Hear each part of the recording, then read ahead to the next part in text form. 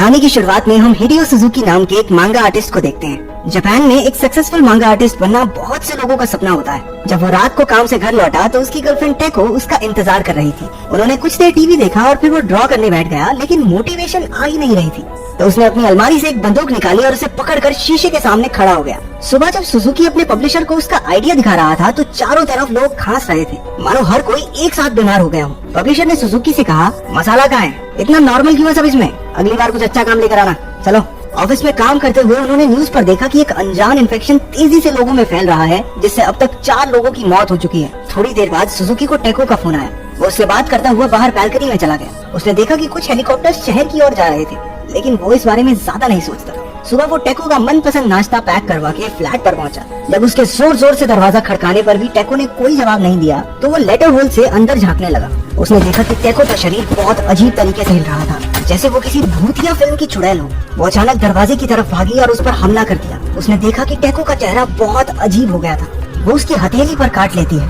खुद को बचाने के लिए सुजुकी ने टेको का सर एक नुकीली ट्रॉफी में दे मारा और जल्दी से वहाँ से निकल गया। रास्ते में वो देखता है कि बहुत सारे हवाई जहाज कहीं जा रहे थे। जब वो अपने ऑफिस में पहुंचा तो उसने अपने एक सहकर्मी को हाथ में एक खून से सना बेसबॉल बैट लेकर खड़े हुए देखा। पता चला कि उसकी टीम के बाकी सारे लोग ज़ॉम्बीज में बदल गए थे और खुद को बचाने के लिए उसे उन्हें मारना पड़ा। उसने सुजुकी को बताया कि ज़ॉम्बीज को मारने के लिए उनके सर को उड़ाना जरूरी है और जिसको भी ज़ॉम्बी काट ले वो इन्फेक्टेड हो जाएगा। उसके सहकर्मी को भी लड़ाई के दौरान एक ज़ॉम्बी ने काट लिया था। इससे पहले कि वो एक ज़ॉम्बी में बदल जाए, उसने खुद को मार देने का फैसला लिया। जब सुजुकी की एक और ज़ॉम्बी कलीग वहाँ पर आई तो वो जल्दी से वहाँ से निकल गया।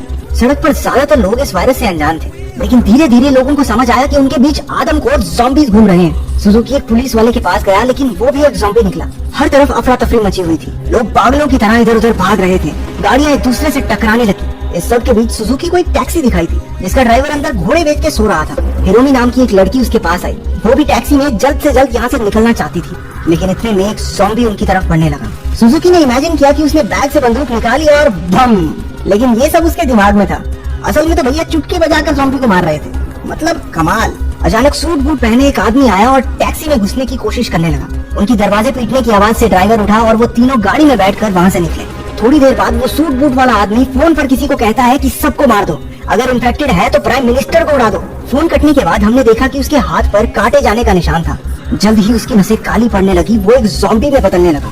उसने ड्राइवर से एक टिश्यू मांगा, लेकिन मौका देखकर उसने ड्राइवर के हाथ पर अपने दांत गड़ा दिए। सुजुकी ने किसी तरह उसे गाड़ी से बाहर फेंक दिया। सबने सुकून की सांस ली, लेकिन तभी ड्राइवर के गले की नसें भी काली पड़नी शुरू हो गई। वो अचानक गुस्से में एक पागल आदमी की तरह गाड़ी चलाने लगा। सुजुकी ने हिरोमी को पिछली सीट पर खींच लिया ताकि ड्राइवर उसे नुकसान न पहुंचा सके। वो दोनों अपनी सीट बेल्ट लगा लेते हैं क्योंकि ड्राइवर बेकाबू होकर बहुत तेज गाड़ी चला रहा था। जल्द ही उनका एक दूसरी गाड़ी से एक्सीडेंट हो गया। जब सुजुकी की आंखें खुली तो उसने देखा कि कार रोड पर उल्टी पड़ी थी। जब वो दोनों कार से निकले तो उन्होंने देखा कि ढेर सारी गाड़ियों के एक दूसरे से टकराने की वजह से वो पूरा रोड जाम हो गया था। वहाँ दूर दूर तक कोई दूसरा इंसान मौजूद नहीं था। वो दोनों सड़क किनारे बैठकर इंटरनेट पर इस सब के बारे में सर्च करने लगे। इस वायरस को ZQN नाम दिया गया था। उन्होंने पढ़ा कि वायरस का असर खत्म हो जाएगा अगर वो माउंट फीजी पर चढ़ जाए। इससे पहले कि वो इसके बारे में और पढ़ पाते, फोन की बैटरी खत्म हो गई। उन्होंने एक वीरान पड़े घर में रात गुजारी। सुजुकी ने अपने बैग से मेलन ब्रेड निकाली जो वो टेको के लिए लाया था। खाना खाते समय वो दोनों सुजुकी की बंदूक के बारे में बात करते हैं। उसने कहा कि मैंने शहर में बंदूक इसलिए नहीं निकाली क्योंकि ऐसा करना कानून के खिलाफ है, जबकि सच्चाई तो ये है कि वो थोड़ा सा फट्टू है। हायरोमी ने उसे बताया कि जैसे वो अपनी बंदूक को लकी मानता है, ठीक वैसे ही हायरोमी अपने ईयरफोन्स को।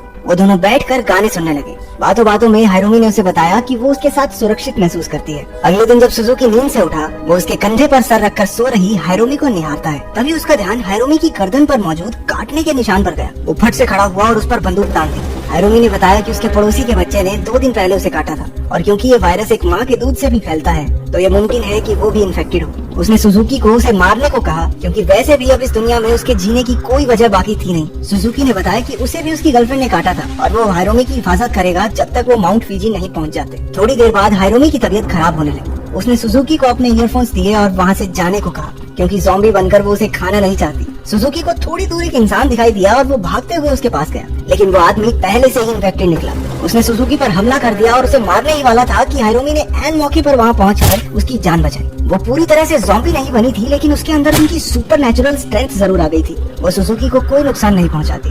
आधी ज़ॉम्बी बनने के बाद से हायरोमी ने बोलना बिल्कुल बंद कर दिया था, क्योंकि सुजुकी को हायरोमी से कोई खतरा महसूस नहीं होता, तो वो दोनों साथ ही अपने सफर को जारी रखते हैं। कुछ दिन बीत जाने के बाद सुजुकी को सड़क पर एक शॉपिंग कार्ट मिला। उसे उसमें खाना तो नहीं मिला, लेकिन वो सो रही हायरोमी को उसमें बैठाकर फ्यूजी आउटलेट पार्क की तरफ बढ़ने लगा। वहाँ पहुंचकर उसने देखा कि पूरा आउटलेट एकदम खाली था। वो एक स्टोर में कुछ जैकेट्स ट्राई करने लगा कि तभी एक ज़ॉम्बी ने उस पर हमला कर दिया। क्योंकि हायरोमी सो रही थी तो वो उसकी मदद भी नहीं कर पाती, लेकिन सुंगुमी ओडा नाम की एक लड़की ने उस ज़ॉम्बी को कुल्हाड़ी से मार गिराया। जल्द ही वहाँ कुछ और इंसान भी आ गए। ज़ॉम्बीज के हमला करने पर वो उन दोनों को अपने साथ आउटलेट की छत पर ले गए, जहाँ सभी बचे हुए लोग रह रहे थे। वहाँ टेंट्स, किताबें, खाने के सामान से लेकर रोलेक्स की घड़ियों तक सब कुछ मौजूद था। सुजुकी सेफ जोन में ज्यादातर समय सुगुमी के साथ बिताता। सुगुमी उसे पसंद करने लगी थी क्योंकि उसे वो एक नेक दिल इंसान लगता है। अगले दिन सुजुकी ने हायरोमी से बात करने की कोशिश की, जिसे सुनकर वो मुस्कुराई, जो कि एक साइन था कि उसकी हालत पहले से बेहतर हो रही है। हम देखते हैं कि एक ज़ॉम्बी ने तेजी से भागकर लंबी छलांग लगाई और सर के बल जमीन पर गिरा। इसके बाद सुजुकी एक मीटिंग में गया, जहाँ सब लोग प्लान बना रहे थे बेसमेंट में रखे खाने तक पहुँचने का। उसके लिए उन्होंने सुजुकी से उसकी बंदूक मांगी और उनके लीडर यूरा ने कहा कि अगर वो नहीं माना तो वो हायरोमी को मार देंगे। इस दौरान कुछ लोग हायरोमी तक पहुँचने की कोशिश करते हैं, लेकिन सुगामी ने उन्हें रोका। सुजुकी को कुछ ठीक सा नहीं लग रहा था, तो वो हड़बड़ाहट में मीटिंग छोड़कर हायरोमी के टेंट की तरफ भागा। उसने देखा कि यूरा के कुछ लोगों ने सुगामी और हायरोमी को बंदी बना रखा था। सुजुकी यूरा पर बंदूक तानकर कहता है कि अगर उसने उन दोनों को नहीं छोड़ा तो वो उसे गोली मार देगा। हायरोमी ने उसे पकड़ने वाले दोनों आदमियों को बड़ी ही आसानी से धरती पर पटक दिया, जिससे सबको पता चल गया कि वो भी इन्फेक्टेड है। लेकिन उसकी आंख बाकी सबकी तरह काली नहीं थी, बल्कि उसमें हर तरह के रंग थे। पर यूरा को इस बात से कोई फर्क नहीं पड़ता और उसने हायरोमी के सर पर तीर मार दिया। वो जमीन पर गिर पड़ी। उन्होंने सुजुकी की बंदूक उससे छीन ली और उसे पूरी तरह से पीटा। जल्द ही वो सब इस बात पर लड़ने लगे कि आखिर उसे मारेगा कौन। एक दूसरा आदमी यूरा की जगह खुद को लीडर घोषित कर देता है। वो सुजुकी को जिंदा छोड़ देते हैं। वो बाहर आकर सुगामी से मिला, जो हायरोमी के टेंट के सामने बैठी थी। उसने एक और साथी की मदद से हायरोमी को छुपा दिया था, जो अब भी जिंदा थी। सुगामी ने सुजुकी को बताया कि हायरोमी बाकी इन्फेक्टेड लोगों से अलग है, क्योंकि उसके दिल की धड़कन अब तक चल रही है। सुजुकी इस बात से बहुत दुखी था कि वो यूरा पर गोली नहीं चला पाया और अपनी बंदूक तक खो दी। वो खुद को एक कायर, डरपोक और हारा हुआ इंसान बुलाता है, लेकिन सुगामी ने उसे समझाते हुए कहा कि वो सिर्फ एक अच्छा इंसान है जो आसानी से किसी को मार नहीं सकता। उसने सुगामी से हायरोमी का ध्यान रखने को कहा, क्योंकि उसे बाकी सबके साथ बेसमेंट में फूड सप्लाईज लेने जाना होगा। कुछ लोग शोर मचाकर ज़ॉम्बीज का ध्यान छत की तरफ बटोरते हैं, जबकि बाकी सब बेसमेंट की ओर गए। बिल्डिंग के अंदर घोर अंधेरा था। जब वो रास्ता खोज रहे थे तो कोई लाइट्स ऑन कर देता है। उन्होंने स्टोरेज रूम को ढूंढ लिया, लेकिन वो क्या जानते थे कि कोई सिक्योरिटी कैमरा से उन पर नजर रखे हुए है।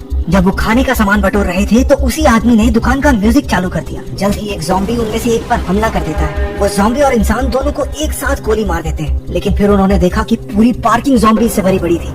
उनकी बेकार स्ट्रेटेजीज की वजह से ज्यादातर लोगों को ज़ॉम्बीज मार देते हैं। जो इंसान उन्हें सिक्योरिटी कैमरा से देख रहा था वो कोई और नहीं बल्कि यूरा है। इस सब में सुजुकी ने एक लॉकर में छिपकर अपनी जान बचाई। वो ज़ॉम्बी जो कुछ दिन पहले सर के बल गिरा था, अपने आप को तैयार करता है एक सबसे ऊंची छलांग के लिए। वो आउटलेट की तरफ तेजी से भागा और अपनी पूरी जान लगाकर छलांग लगाई। वो छत के ऊपर एक टैंक पर गिरा। जल्द ही वहाँ मौजूद एक लड़की ने उसे देखा। ज़ॉम्बी उसे मारकर खा गया। उसने जल्द ही एक और लड़की पर हमला किया और बेरहमी से उसकी भी हत्या कर दी। यूरा ने एक पास की डालकर आउटलेट के सभी दरवाजों को खोल दिया ताकि और ज़ॉम्बीज अंदर आ जाएं। सुजुकी अभी भी उसी लॉकर में छिपा था जब उसने वॉकी टॉकी पर किसी को बोलते सुना कि एक ज़ॉम्बी ने छत पर लगभग सभी लोगों को मार दिया है। सुगामी ने वॉकी टॉकी पर एक डरी हुई मदद की गुहार लगाई, क्योंकि वो छत पर ही हायरोमी के साथ छिपी थी। सुजुकी अपने दिमाग में वहाँ से निकलने के सिनेरियो बनाने लगा, लेकिन हर बार उसकी इमेजिनेशन में ज़ॉम्बीज उसे मार ही देते हैं। उसका डर उस पर पूरी तरह से हावी हो रहा था। उसने सुगामी को वॉकी टॉकी पर रोते हुए सुना। वो सोच लेता है कि जो गलती उसने हायरोमी की बारी में की थी वो उसे दोहराएगा नहीं। वो चिल्लाते हुए लॉकर से बाहर आया जब उस पर साइड से एक ज़ॉम्बी ने हमला किया, जो उसके हाथ पर काट लेता है। लेकिन शुक्र है कि भैया अपने हाथ में 10 रोलेक्स की घड़ियां बांधकर घूम रहे थे, तो ज़ॉम्बी के दांत उसकी खाल तक पहुंच ही नहीं पाए। उसने वॉकी टॉकी पर सुगामी से कहा कि वो उन्हें बचाने आ रहा है, लेकिन सुगामी ने प्लान बनाया कि वो सब पार्किंग लॉट में मिलेंगे। इधर सुजुकी अपने शातिर दिमाग से ज़ॉम्बी से लड़ रहा था और उधर सुगामी हायरोमी को उठाए पार्किंग लॉट तक पहुंचने की कोशिश में लगी थी। वहाँ पहुंचने पर उसे यूरा मिला, जिसने उसे सुजुकी को छोड़कर उसके साथ चलने को कहा, और उसे भी एक ज़ॉम्बी ने काट लिया, जिससे वो भी इन्फेक्टेड हो गया। सुगामी हायरोमी को लेकर वहाँ से भागी। यूरा उनका पीछा कर ही रहा था कि सुजुकी ने सही वक्त पर अपनी बंदूक के साथ एंट्री की और बूम,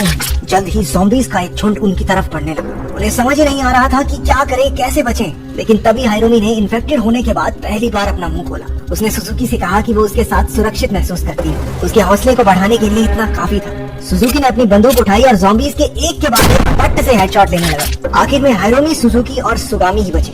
एथलीट ज़ॉम्बी को छोड़कर बाकी सारे ज़ॉम्बीज मारे जा चुके थे। अब सिर्फ एक ही गोली बची थी। वो तेजी से सुजुकी की तरफ भागा, लेकिन उसने ऐन मौके पर भेजा उड़ा दिया। और क्योंकि उस ज़ॉम्बी का सर पहले से ही पिचका पड़ा था, वो फिर से उठ खड़ा हुआ और हायरोमी और सुगामी की ओर बढ़ा। लेकिन हमारे हीरो ने उसके मुंह पर बंदूक का बट घुमाकर मारा और उसके बचे खुचे दिमाग को भी उड़ा दिया। वो तीनों एक गाड़ी में वहाँ से सुरक्षित निकल गए। अगर तुम्हारे शहर में ज़ॉम्बी अटैक हो जाए तो तुम क्या करोगे? उनसे डरकर दूर भागोगे या फिर चीर दोगे, फाड़ दोगे, मार दोगे? कमेंट्स में जरूर बताना।